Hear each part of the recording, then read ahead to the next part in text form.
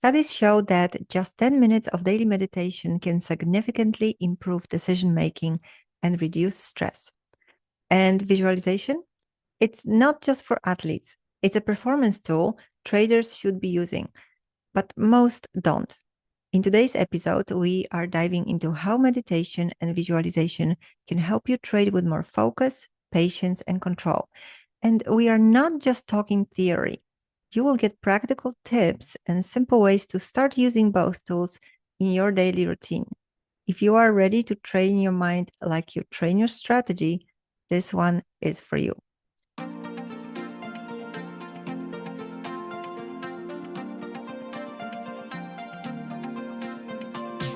You are listening to the Confidence in Trading podcast. I am your host, Agnieszka Wood, a trading mindset coach and a seasoned day trader with over a decade of experience. If you are new to my show, don't forget to subscribe so you can come back for the next episode. In this podcast, we explore the fascinating world of psychology and the human element of trading. We take a deep dive into different perspectives to inspire you and help you navigate the emotional ups and downs of trading with self-compassion and confidence. Whether you're just starting out or you're a seasoned pro, this podcast is your trusted companion providing support on your trading journey. Get ready to boost your confidence and unlock the secrets to mastering your mindset for success. Welcome to episode 60, Mental Edge. How meditation and visualization can improve your trading performance. Hi, Greg. Welcome back to our podcast. Hello, Agnieszka. Hi, everybody. It's fantastic to come back and hang out for a little while. How have you been? How are you doing today? Absolutely outstanding so far today. Been trading a little bit and had some, errands that we had to run, bring the dog to the vet. And now we are back, hopefully, adding some positive content to everybody's life and make it a little bit easier and lighter and more focused. That's awesome. Yeah, because today we are talking about two very important tools, at least what I and you, we find really important to trading performance, to performance in general. And actually, from my perspective, those tools I have been using throughout my whole life to achieve my goals, to every single thing that I wanted in life. I have been using visualization like all the time, like all my life, pretty much. When did you actually got in contact with the concept of meditation and visualization?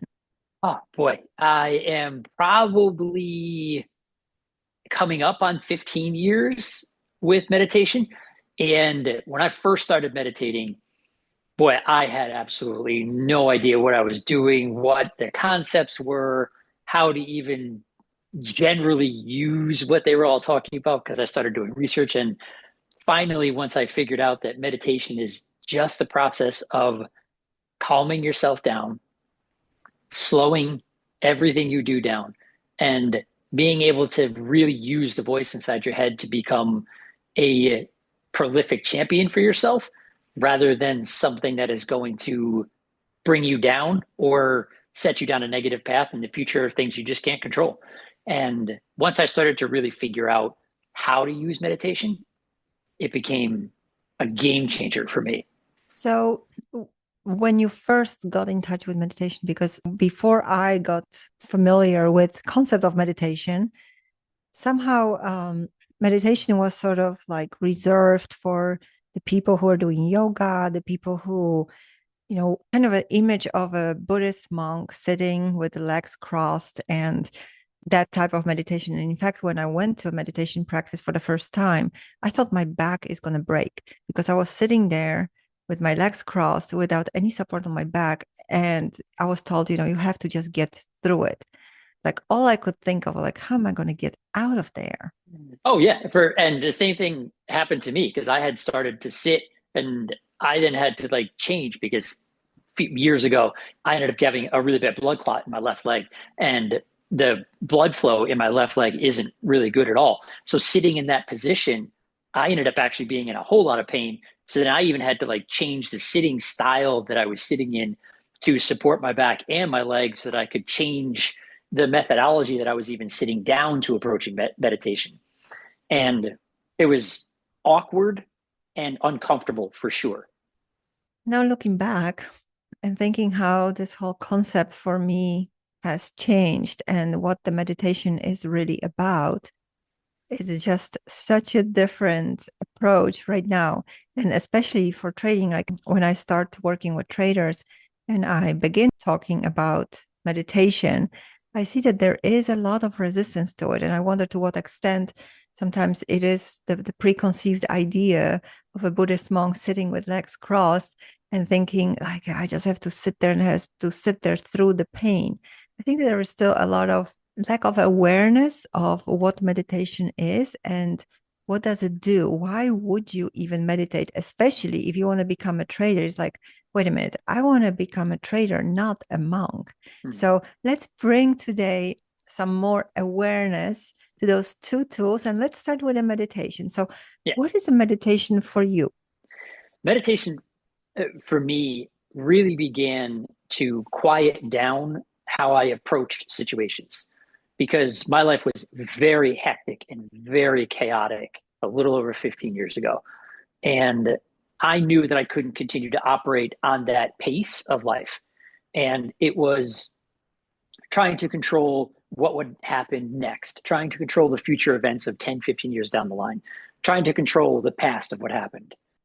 And those aspects needed to shift pretty drastically because I was unable to operate consistently the way that I wanted to, because I was just such a chaotic state.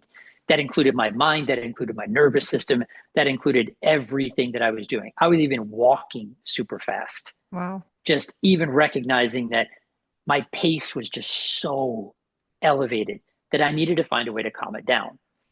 So once I started to recognize that meditation, starting with my breath and just firmly realizing how to breathe, whether it's in the upper part of my chest, whether that's through my gut and using my diaphragm breathing, whether that's a combination of both to fully inflate my lungs, to be able to really settle your nervous system and your breathing into a place where you can start to calm your mind.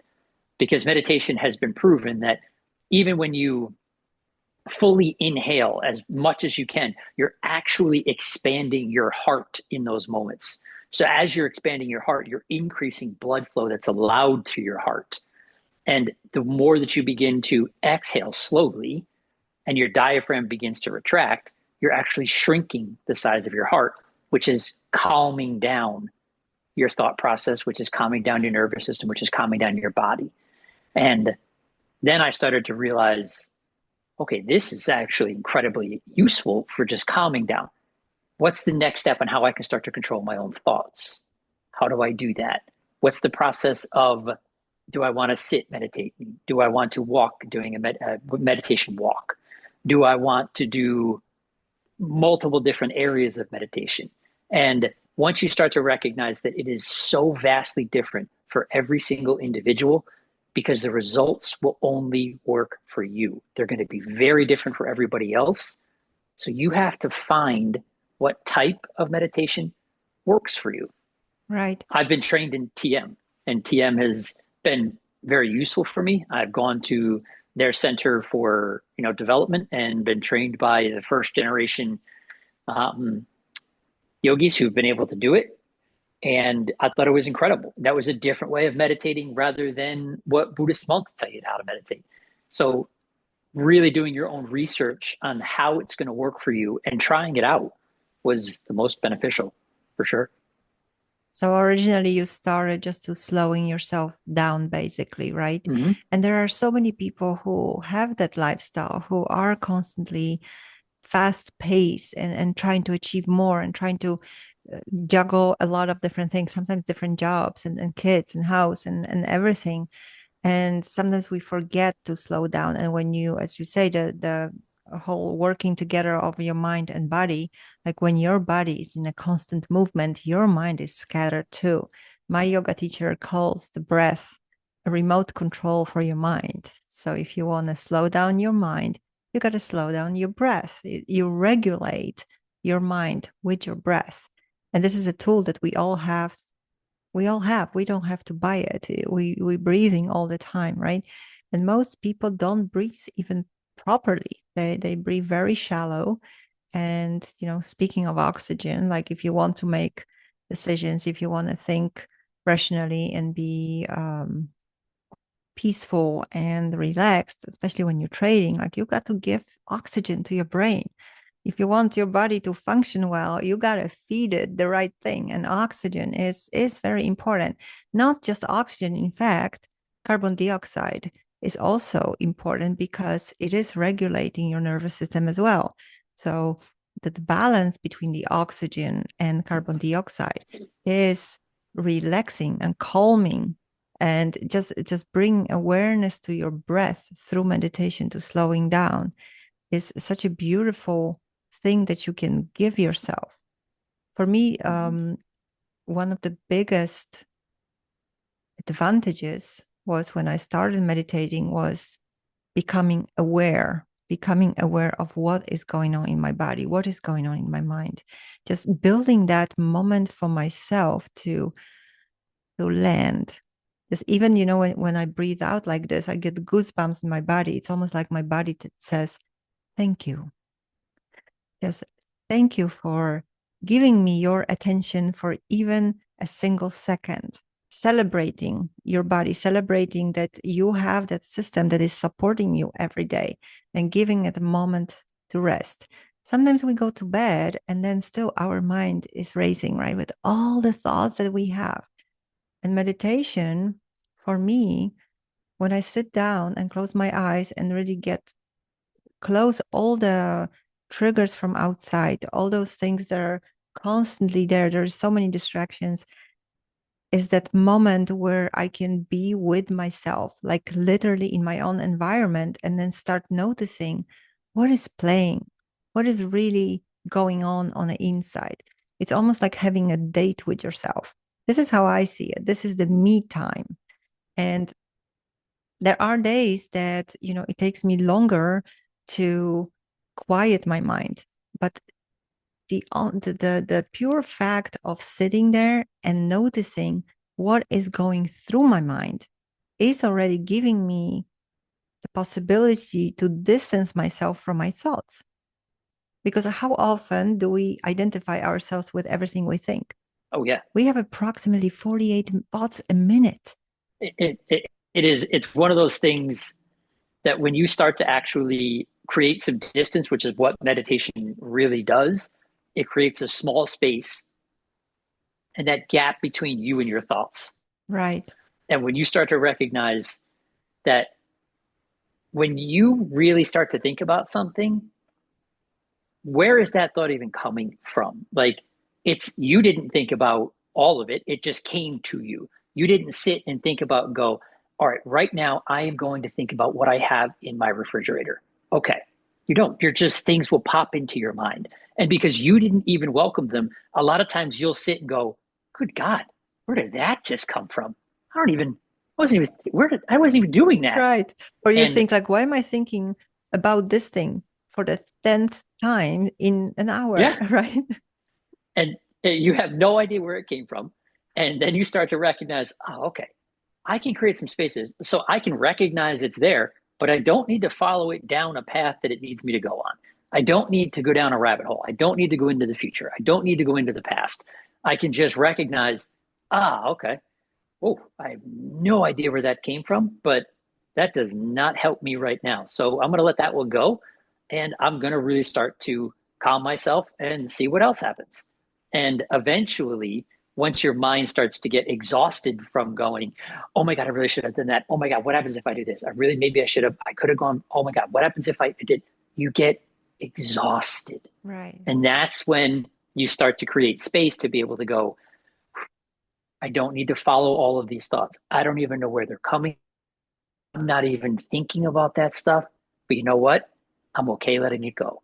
And when you start to let all of that go, man, you can start to focus on the things that truly matter to you in this moment. Because when you're trading, the moment that you're trading and the position that you're in and the charts that are in front of you, those are the things that matter. What you're going to eat for dinner doesn't matter. What you did in high school doesn't matter. Right. Totally. But how often are we thinking about things that happened 40 years ago, right? Yeah, it's what matters now, and that space that meditation gives you allows you to take that recognition and discard the things that no longer are serving you in that moment, not follow them down a rabbit hole, and then come back to the moment and say, okay, okay, here's what I know. I know that Nvidia is having a topping sale at the end of the day today, and I got to see where it closes to see if it closed, below where it did yesterday. And if it does, I just got to wait one more day for confirmation and I'm in a good spot. Right. That helps you bring yourself back to a place of here, now, and things that you need to focus on. That's what it's helped me do in eating. It's helped me really focus on the things that matter in the moment. And after it's over, I'm okay with setting trading down and then moving on to the next thing that's the most important in my life. And whether that's you know, taking dogs to vets or going to see friends or whatever it may be next, I can choose to shift my focus toward that. Right. I find meditation really a fantastic tool to build awareness, like we talked about, so that you can then choose intentionally where you want to put your attention on. Because if you're not aware of where your attention is, how can you then, when you are trading, consciously choose to focus on your plan, right? If you don't have that sort of a mind muscle memory to be able to say no to certain thoughts, and this is something that you actually develop during meditation, right? If you sit down, and most people will start meditating and then they sit there for 10 minutes.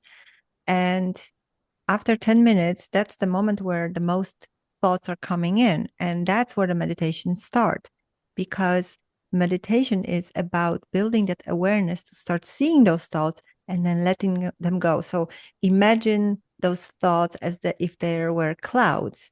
They're coming in and then you let them go. You just observe them. This is what I see as the purpose of the meditation, that type of meditation anyway, the awareness meditation, the mindfulness. You literally watch your mind being full and then let it go, right? So you're sort of trying to achieve mind emptiness, because you don't, like, your mind Yeah. is always full, and then you let those thoughts go as if they were clouds.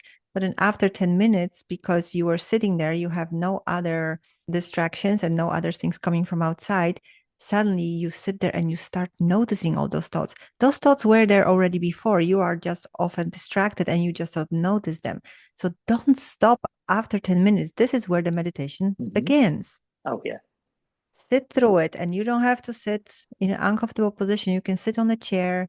You can have something behind your back. Make sure that you are actually comfortable. It doesn't matter. The part of the uncomfortable meditation will come. When you are a little bit more advanced with your meditation, you can sit through pain and forget about it. But this is for your mind right now. The most important thing is build your awareness of your thoughts. Then once you do that and you start noticing what thoughts are coming in, you can then start focusing on letting them go. And when you can let your thought go, and instead of clinging onto it, the next step is, okay, so if I can decide actually what I let go, I can also decide where I want to put my attention on. And that's where the real beauty comes. Because when you are trading and all your fears are coming, and all the thoughts, like Greg said, from the past or from the future, like, oh my God, what if I lose? Oh, because I lost yesterday. Or what if this doesn't work? What is going to happen? I lost yesterday. Maybe I will never make it. And you start catastrophizing or Yep. thinking black and white terms, like it's now or never. You will be able to say no to those thoughts, just like you did during the meditation. But it will be much easier because you already know how to do it. So the meditation is a tool to help you during trading. You don't have to become a monk. It's really practicing and training your mind muscle to do that outside of trading so that you can use it while you're trading. Agreed wholeheartedly with everything. One of the best things that I had heard through meditation um, was there's a difference between mindful and mindful, Mhm. where you actually get to pay attention to what's happening, and that's being mindful, or your brain is so filled with thoughts and anxiety and stress and fears and projections that your mind is full of stuff that doesn't mean something to you right now. Right. And there's a very big difference. And that's what meditation helps you bridge that gap of recognizing what's happening and then only choosing what you need in this moment to make you successful. And in trading, if you are not in this moment, you are not paying attention to what you need to pay attention to. Fantastic. Because markets will shift, markets will change, they will go up and down quickly, depending on timeframes that you're looking at. And if you are not prepared to be able to say, okay, so I'm going to enter into this position at 157, but I think I'm going to have tacos for dinner. So I think I'm probably good. No, then that's what meditation does for you. It allows you to stay present. It allows you to access the here and now and to correctly evaluate what's in front of you and only entertain the thoughts, ideas, and concepts that bring you here now to make you the most successful. And that is so important because a lot of times what happens is we believe all the thoughts that we have, right? And by becoming aware of those thoughts, you actually can choose the thoughts, right? You start getting, it kind of comes through that, oh, these are just thoughts. This is nothing necessarily says about me. These are just some thoughts. Even our beliefs, which always feel very true because we believe them, so we think it's true. Like if your head is telling you you will never make it, just by creating the distance from yourself and your thoughts, knowing, okay, these are thoughts. This is the function of my brain. It's producing thoughts. Just like, your mouth is producing saliva. This is what happens. This thought doesn't say anything about you. So having the distance from what the thought is actually saying, you can reject it and you can understand that, okay, my head might be saying this, but I don't have to feel that way. I don't have to react to it. And this is the process that I teach in my programs is where you actually disconnect yourself, detach from all those judgments that your thoughts and your beliefs are telling you, so that you can really trade from the place of presence and of what is right now. What is it that you see in front of you instead of all the skewed vision and skewed perceptions that we have based on our experiences or based on our fears, based on our beliefs, basically. Yeah, it's one of the most important things that you can do. And again, for what we're saying about meditation, it's what Agnieszka and I have chosen to do with meditation. And there's multiple different types of meditations that you can go out and choose what works for you. But ultimately, they will all come down to pretty much the same focal point, and that's you, what you choose to do with your meditation. And that's right. Letting go, creating space, figuring out what is most important to you. All of those aspects come with meditation. And I think one of the coolest things that I got taught in transcendental meditation was when they explained to me that a lot of your thoughts are like little tiny air bubbles inside water, and the water just has air condensed inside of it, and a bubble will eventually form, and that bubble will slowly just start to spiral and rise all the way up to the center. And then when it gets to the top, that bubble then bursts, and then a new thought comes up. And then that bubble begins to spiral all the way up to the surface. And then when it gets there, it pops. So you have to just keep recognizing that you have so many different thoughts, ideas, concepts, perspectives that are all just going to keep bubbling up to the surface. But when they pop, they go away and a new one can replace it. And you get to choose what you follow through all of it. And that's not a choice that we get to make. That's a choice that you get to make. And that's one of the most important parts and empowering things that meditation really does teach you. And this is not only in trading, this is just in everything you do in life. If people annoy you, you get to decide whether or not you let that annoy you. You get to decide if that's a direct reflection of you or them. And you start to create space between a lot of the negative aspects that happen in your life. And that space is there for every single one of us to fill or continually make it stressful for us because we let it affect every part of what we do. And in trading, we can't do that. You won't be successful.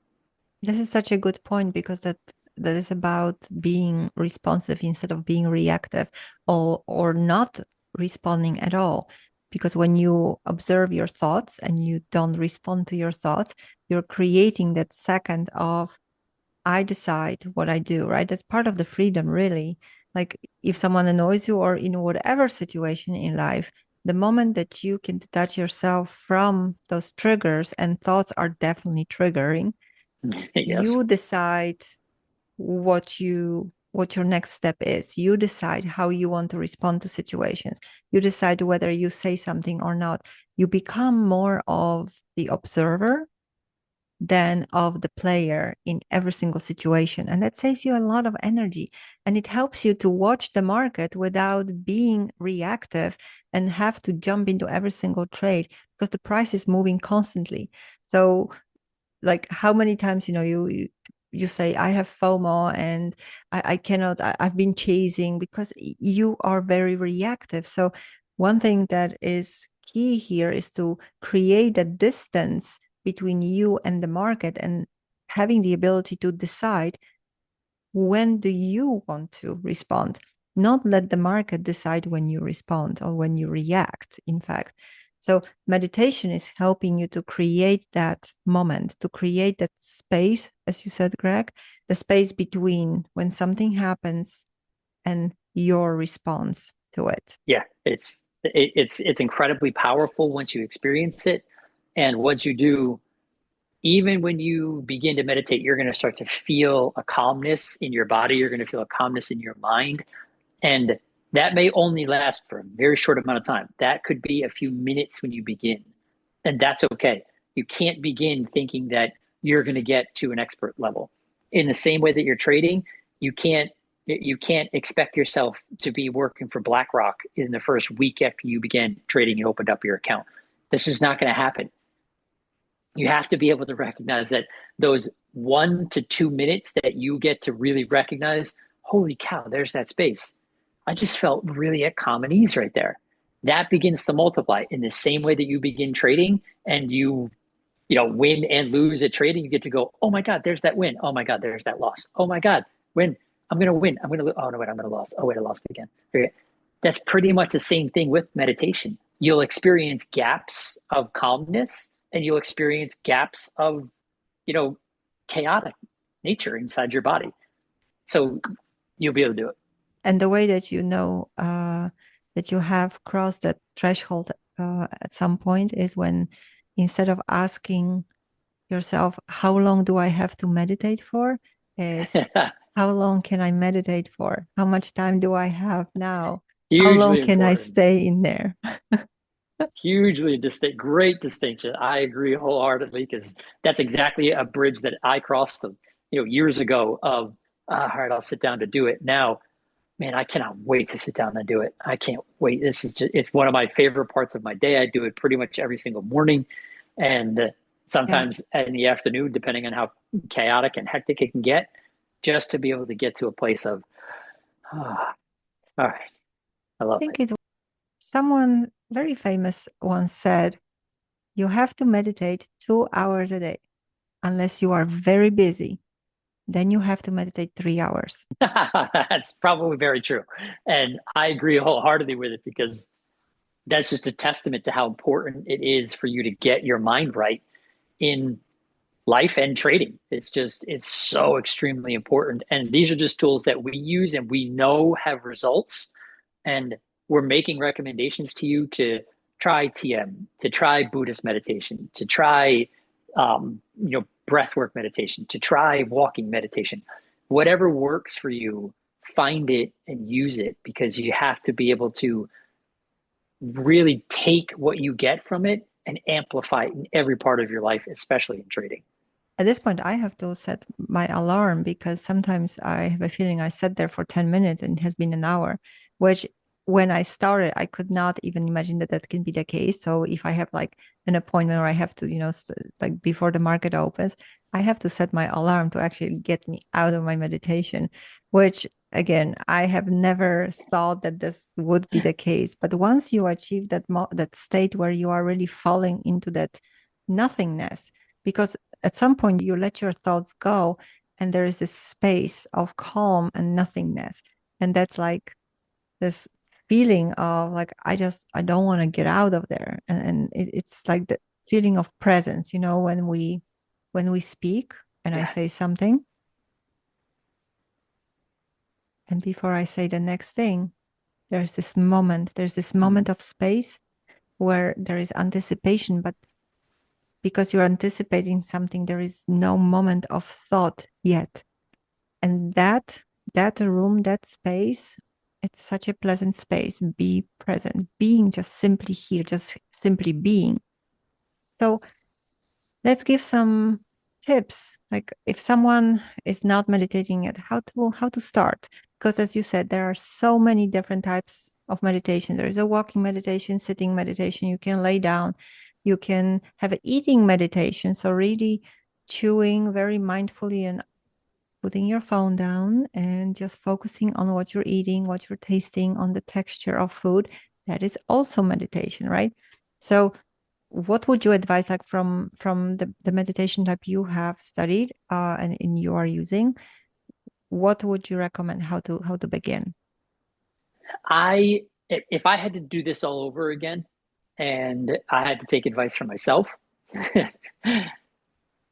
I would say for me, probably one of the most important things that I needed to learn was removing one sense, whether that's you close your eyes and you pay attention to what you're listening to, or you cover your ears and you pay attention to what you're looking at, or you close your eyes and you find five things that you can smell, just to create a different construct inside your brain of removing one sensory portion of what you do. And that focus that you'll be able to develop will start helping in your meditation to become okay. That's one of the reasons we close our eyes during meditation, because we have so many stimulants around us that we look at something and go, oh my God, that TV. I wonder what that show's going to be tonight. Maybe I wonder if the F1 race is next weekend or if it's this weekend. Yeah, no, that's why you close your eyes, because it removes a sensory perception from your ability. And that creates one less thing for distraction.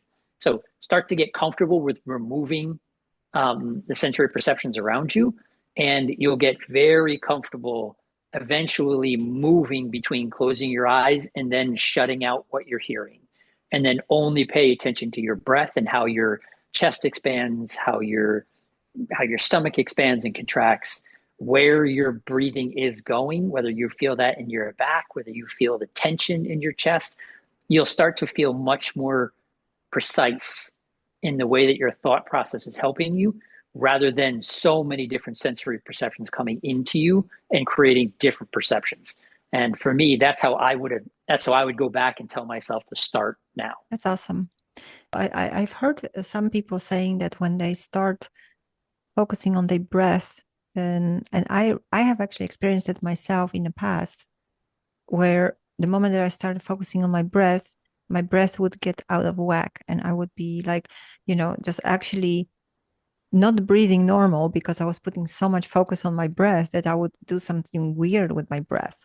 That was, a long time ago when I started. So what I found very helpful is putting your mind on something else, but still intentionally. So for example, what I advise to traders is just sit down, put your feet on the ground if you don't want to sit in a different way, whatever is comfortable for you, and simply start counting to 100. And then every time when you lose your count, when your mind goes wherever it goes, the moment you catch yourself, go back to one and start over. Yep. And it might be that very few first times you won't get further than 10. You will be sitting there for 15 minutes and you're like, I can't cross the 10. But I guarantee you that if you keep doing that, you will count to 100 eventually. Just simply, just like monks have mantras, very simply count in your mind, not out loud, but count in your mind to 100. And every time you lose your count, start over. This is how it's like the easiest way to start. If you are someone who rather have music or you want guided meditation, on YouTube, there is a wealth of meditation. And for example, if your thing is FOMO, if you are falling into fear that you don't want to take losses, or you in generally feel like there is scarcity, so that you are afraid of losing money or that there is not enough opportunities for you, do a gratitude meditation. I love those. There's a lot of gratitude meditations, and it will help you to create a feeling of abundance, which will help you in trading with all your FOMO and all your fears that there is not enough opportunity and the losing money. There's not enough. I will have nothing to pay my bills from, and etc. etc. So there is really so many different ways. You also, Greg, you mentioned walking meditation. Yeah, I choose, depending on what I need in that moment, a walking meditation. If I feel very stuck and I feel as though I'm not making enough progress, or I feel like I should be in movement with my body, I will make sure that I engage the mind in the body, and that's walking. And that is the immediate first part of a walking meditation, is you're forcing your mind to subconsciously use the parts of your body, which is walking. That's each step that you're taking. That's the swinging of your arms. That's now engaging your breathing. That walking meditation really forces your mind to subconsciously work with your body. And then once you're forcing that to happen, the next step is to start to become present. Now, as you're walking, take the subconscious part and move it toward the front. Say, I am moving my left leg. Now I'm moving my right leg. And then as you start to just slowly walk, you can then start to recognize that breeze feels cool, or that breeze feels warm. Okay, so I'm here. I can feel that. I can hear the birds around me. I can feel the warmth of the sun. And when you start to compound those aspects of subconsciously using your body and mind to then bring in the forefront of your mind of paying attention to what's around you, there's no more space for any part of the projections or what ifs or stress or fears, anxieties to all start to fill in, because you're using every part of what you're doing. Your subconscious is making your body work, and your mind is forcing you to start paying attention to what's around you.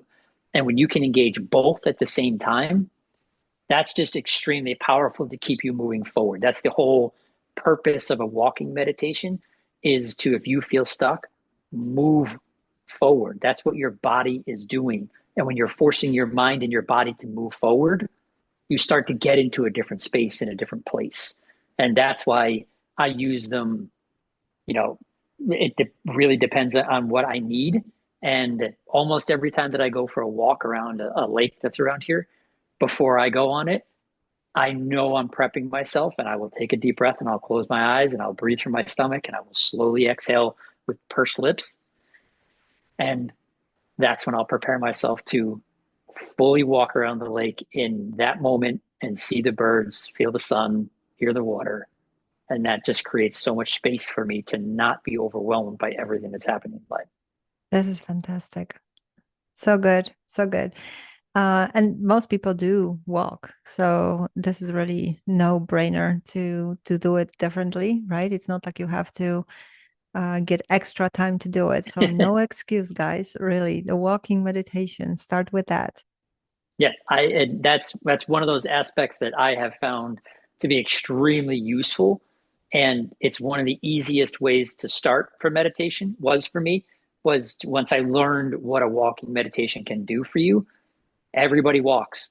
It does take some effort for you to set aside time to sit down, remove exterior, stimulations, and set alarms and do not disturbs and carve out time. Those are all effort aspects, and those are, mind things that you put yourself into to position yourself.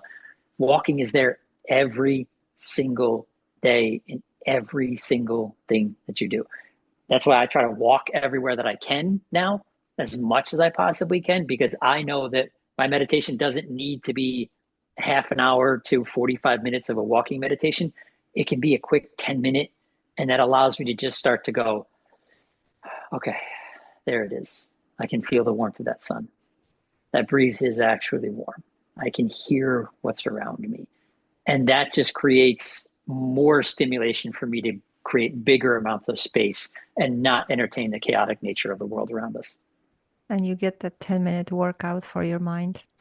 Yes. To make the good habit, to install your good habit even more into your routine, and so that when you need it, it gets picked up subconsciously, that you don't have to consciously think about it. Oh, now I need to be mindful. You are just mindful. It does. And that's the part of it. It's already there. It's built into everything you do. It's just how you choose to use it. You got to walk somewhere. You got to walk somewhere, right? Whether it's even a walk through your house, you got to walk. Right. You got to get there somehow. You got to move forward. Yes. So let's talk about visualization. This is my favorite. I sometimes call it daydreaming. I think I've been daydreaming my whole life, really. And That's great. I dreamed my life into existence pretty much. You see, Bravo. when we are children, we do that naturally. Children are daydreaming, and they dare to dream. They have dreams. They have these ideas that are completely out of order. We as adults would say, it's like, stop daydreaming. Yep. So they have the skill, right? They know how to do it. But let's bring it back to the adulthood and trading. Like, how is your experience with visualizing for achieving goals and for performance? Because this is what we're really talking about. Like, how do you use the skill of visualization for performance? I think it's one of the most overlooked but most useful tools that every single person can use. And visualization is a great word for it. And that creates a substantial point of view for you. If you're going to refer to it as, whimsical things of, yeah, well, I wish I'm going to visualize jumping into, an entire pool of, $100 million in, $1 bills so I can swim around in cash. That's not visualization. That's just you, wishful thinking of whatever that may be. Visualization is actually the concrete steps of you saying, I want to accomplish this in my life. How am I going to do that? I'm going to visualize myself trading. I'm going to visualize myself executing my strategy. I'm going to visualize myself formulating my risk assessment on every single position. And I'm going to visualize the end goal of learning and becoming successful at a trade. Just one trade. I would start with just a simple visualization technique of choosing one trade and visualize yourself creating everything that goes into that to become successful at it. And then you can start amplifying that to how you want to see yourself in the world, how you want to visualize trading, how you want to create your strategy, how you want to, develop, long-term plans of investing. All of those aspects come through visualization. But if you don't have something to target, you're going to be so off base in what you're just throwing spaghetti against the wall and hopefully something sticks. Right. It's as you said, it's a process. It is actually a real tool. It is not just like, oh, I'm just gonna, do whatever. You have different elements of visualization to make it effective. I actually teach that in my program, because the cool thing about visualization is like your brain basically does not know whether something happens for real or whether you are imagining it. So we are using that knowledge to our advantage. And we say, hey, if the brain doesn't know, let's tell the brain that we are already doing something, so that when I'm actually gonna be doing something, my brain already knows how to do it. It's already prepared. So it is a kind of a paper trading for the brain, sort of. You do it dry. Oh, great analogy. Great analogy. and and you teach your brain how you want to respond in certain situations of stress, of situations where there is risk at stake, right? When you are in a trade, how do you want to get into a trade? What steps do you want to follow? How do you want to respond to stress situation? And seeing yourself in those situations tells your brain, okay, this is the way. And then, there are certain steps to make it even more effective and efficient for your brain to repeat it. There is a way to teach your brain quicker. It's almost like on fast forward. So the concept of time is something we made up, right? But if you repeat it very quickly, that situation in your mind, for your brain, it's just like, okay, I'm just making reps of that situation. So your brain doesn't know that you are sort of tricking it into a good behavior. So when you are in the situation in real 3D, your brain is like, okay, I've been there before, so I know what to do. And this is like the biggest advantage of the visualization, in my opinion, that you get that feeling of like, okay, because your brain is sending signals to your body and says, hey, don't worry, we've been there. We've been there before. In fact, there's cool research on that. Like, for example, people who are taught playing piano without touching the actual keys. They were just taught to move their fingers in a certain sequence. And this group was compared with people who were actually taught to play piano. That's amazing. And they were actually playing piano better than the people who were learning to play piano on the actual instrument.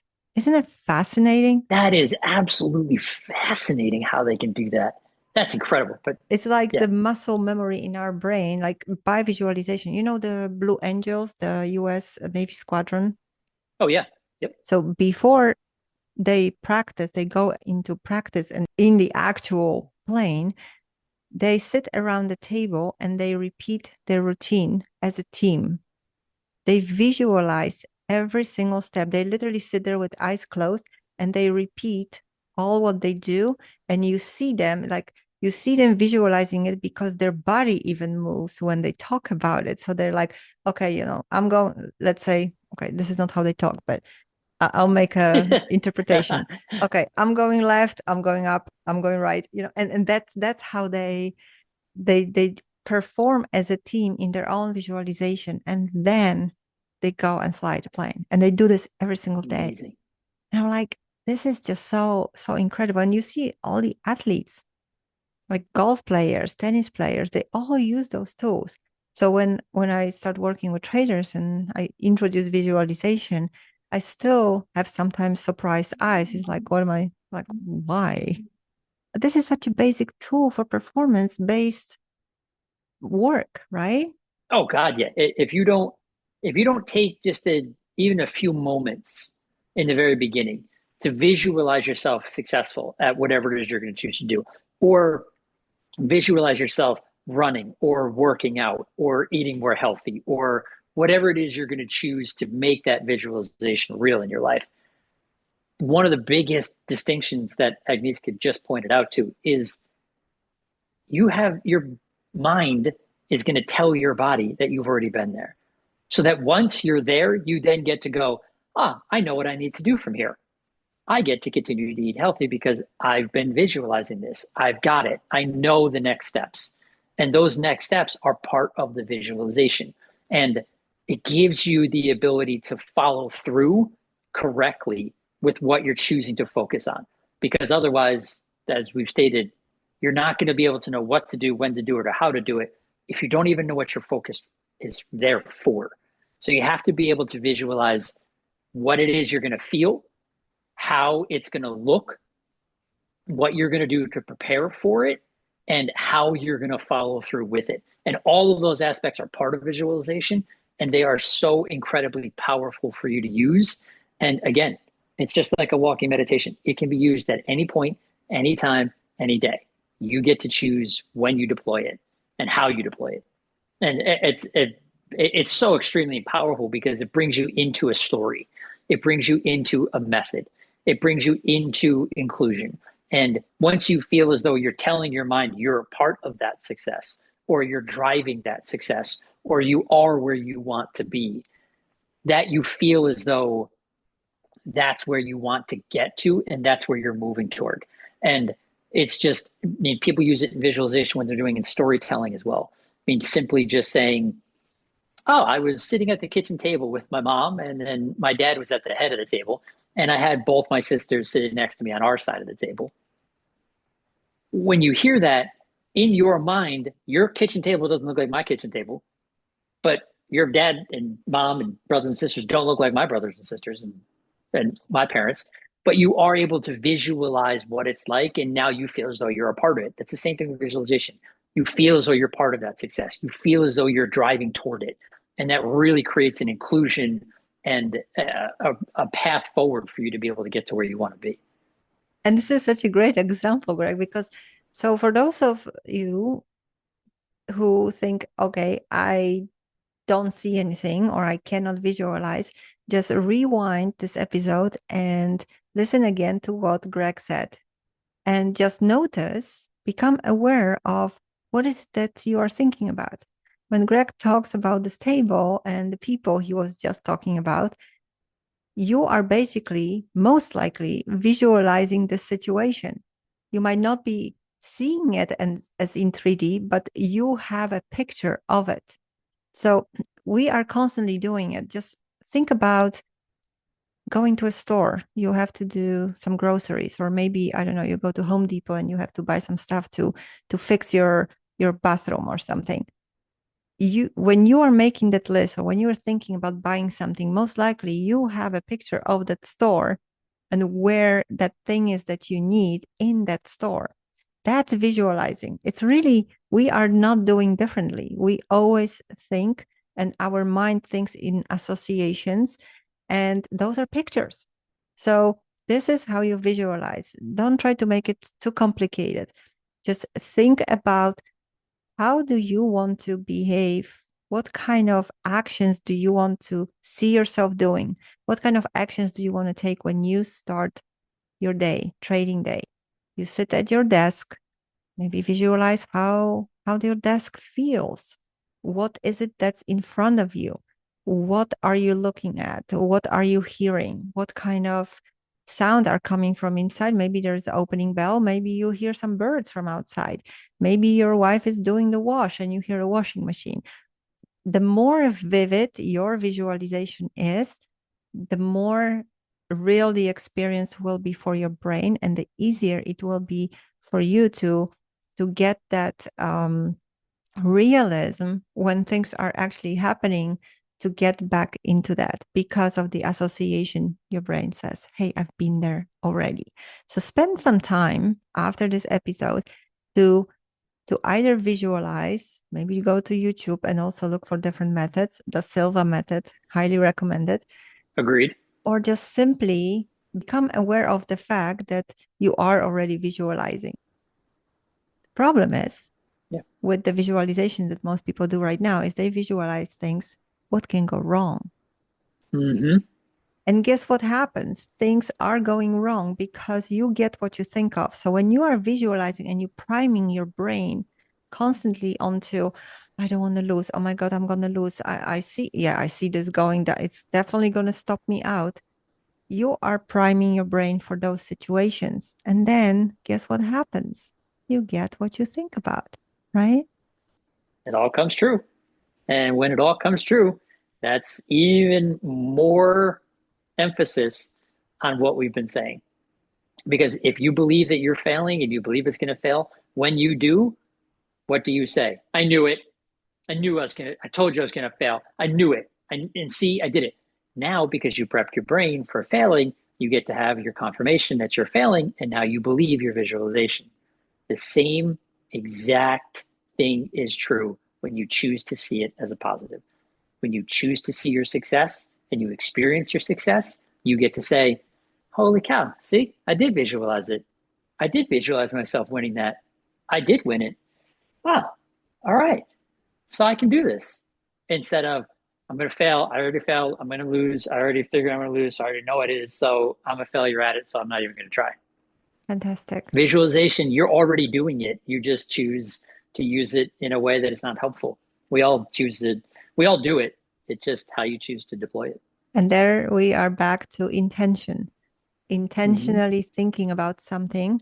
So not without a reason, we spoke about meditation first, because first you become aware what you think about, then you become more skilled in placing your attention on the things you want. And then once you know what is it that you want, you can visualize it. It's like painting a picture. If you ask me to paint a house for you, I might paint something that's not exactly what you want because you told me paint a house. So I'll paint it whatever I think the house is. But if you specify with a very minute detail to how do you want this house to look like, you will probably get what you want. And this is exactly with visualization. When you visualize, be very precise. All the steps, just like you would walk someone through trading your strategy. Imagine someone has no idea about trading and you give them all the steps, detailed steps, what to do. To that level of detail, visualize so that you actually can feel it, so that you can add some emotion to it. The more real you do it, the more effective it's going to be. I agree wholeheartedly, my friend. It's perfect. I hope that today we have inspired you to use those tools. I think two most powerful tools, really, if you bring them together and you add to it the skill of self-talk, you're golden. I think we talk about self-talk in the other episodes. So I am so enthusiastic about these tools and for you guys to start using them. And hopefully you got all excited about it based on what we were saying today. And you cannot wait to try it out. And we would love to hear how it went. So you will be posting this episode on our social media. If you don't follow Greg yet, Greg, what is your Instagram handle?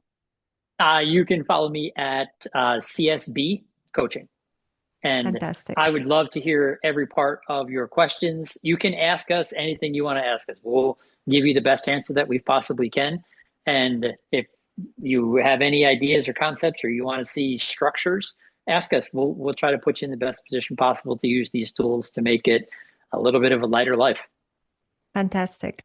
And you can always find me under a head coach on Instagram and other social media. And yeah, guys, we are here for you. Even if you have some ideas for the podcast episode that you want us to talk about, please reach out to us and we will be more than happy to do that. We are here for you to add value to your trading, to help you get better and to achieve your goals. So this is why we're here, right, Greg? 100%. This is why we're here. We're here to help and to try to make trading and life just a little bit easier and have a better understanding of concepts that revolve around both. So hopefully they help. Awesome. Thank you guys for listening. And thank you, Greg, for being here. And I enjoyed it as usual. Highlight of the week, as we said, right? All the time. Thank you, everyone, for listening. And we will talk to you in 2 weeks. Take care.